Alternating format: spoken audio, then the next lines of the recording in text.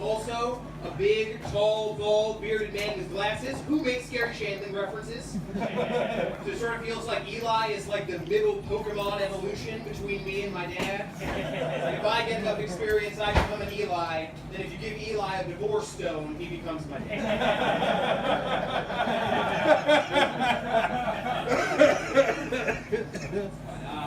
My name is Jackson. I live in Brooklyn, a fact that I am hiding from no one. Right? I get it. I dress this way on purpose. I look like I could be the mascot for a new sports team called the Williamsburg Podcasters. It's a team, no players, all announcers. Very cool. Very cool.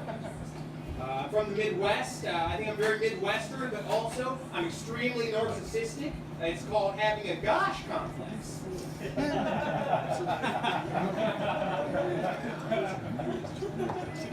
I have a job. I'm a tutor. That's right, you guys. I toot on a professional level. Okay, you guys like that. I'm a tutor. I like it. I think it's a good job. I like working with kids because my life, it's going very well when compared to the life of a child. Like, I may not be a great man, but I am a good boy. I think I'm a good tutor too. I try hard to make sure that the lessons I teach, they make sense to these kids. They're growing up in New York City. It's so different from how I grew up. What a crazy life, right? Like the other day, I was with a student. And I said, now Mia, actually in math, when we use the word line, we mean a series of interconnected points that go on infinitely in both directions without ever stopping. So technically last weekend you and your friends were doing line segments of cocaine.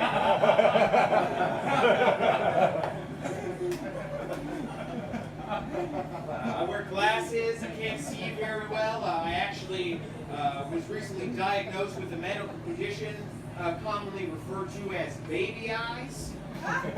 It's exactly how it sounds. If I'm not wearing my glasses, I just see the world with the eyes of a child. Like I just sort of see vague blobs of color. I can't see any defined shapes. It's impossible for me to be racist medically, you guys. Eyes of a child. But it's not all fun and games. I can't see PG-13 movies. They're too scary. I get nightmares every time. If I see somebody, they go out of my field of vision. Do I assume that they've gone and disappeared forever and ever? Yes, I do.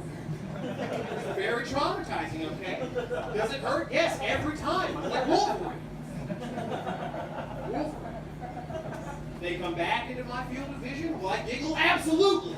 They're fun and delightful. That's a miracle. Lazarus back from the tomb every day. It's an emotional roller coaster, you guys. Baby guys. Same thing. Let's see. I was in Texas recently, and I was denied entry to a bar. A bouncer wouldn't let me into a bar because of the shoes I was wearing. I was like, oh, are you not allowed to wear sneakers at this bar? He said, no, you're not allowed to wear those sneakers. I was wearing a pair of Nike Air Force Ones. I was like, what is this, an anti-Nelly bar? I get kicked out if I put a Band-Aid on my cheek? What's the reason for this St. Lunacy? Hey, must be the... It's got to be. Some of you guys enjoyed that. Some of you guys might be, I don't know, too young or too old. I don't know, just not the perfect age, which is whatever my age is. To get all those Nelly references, but let me explain. He was a rapper, popular mostly in like the 2000s.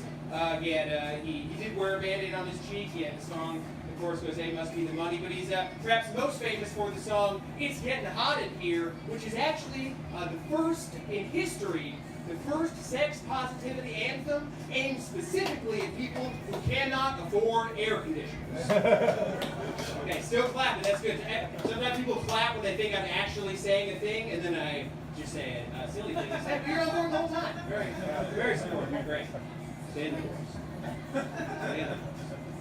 I love doing comedy. I'd like to start making movies, though, too. I wrote a screenplay recently. I think it would sell pretty well. It's a gritty, modern-day update of the classic 1980s comedy, Three Men and a Baby. Shows you where all the characters are. You're a fan of everything. Shows you where all the characters are today in 2018. It's called Three Men and a Fourth, much, much younger man. New York City, right? I love taking the subway around. I love being drunk on the subway too. It's like, you know, this whole world is my destination. It's great.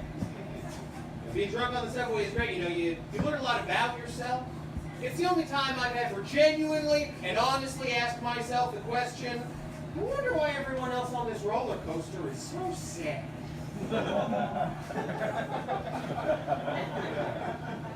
No, but I do like that a lot because, like I said, I grew up in the Midwest. You have to worry about, you know, not drinking and driving, getting home safe at the end of the night. But you don't have to worry about that here in New York. Like, if you get in trouble for drunk driving in New York City, it's not for lack of options, it's for love of the game.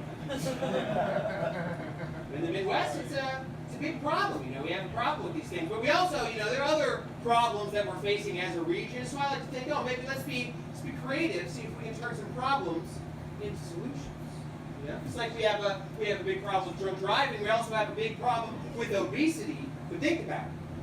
You're driving home, you get pulled over, cop makes you walk a straight line to prove that you're sober. You know, if you can do it, you drive home fine. If you don't, you go to jail. But either way, you just did some cardio. That's right. What's that? 15 feet? Back home, we call that a Heartland Half Marathon. It's a good exercise right there. Thank you for your service, Officer Leg Day. We got a big problem with drunk driving. We also have a problem with underfunded schools. You know, lack of access to education. But again, I think we can do some creative problem solving. You're driving home, you get pulled over, cop makes you recite the alphabet backwards. Prove your sobriety. You get it right, or no, you get it wrong, go to jail. You get it right, boom, you get a GED, high school diploma. Right there, you've earned it. Oh yeah, absolutely. I don't care. You throw a little math in there, I'll give you college credit. Why not? It's not going to be that hard. You write a math problem forwards, it's the same way as you write it backwards. That's the community property. Guess what, you guys? You just got to. Right?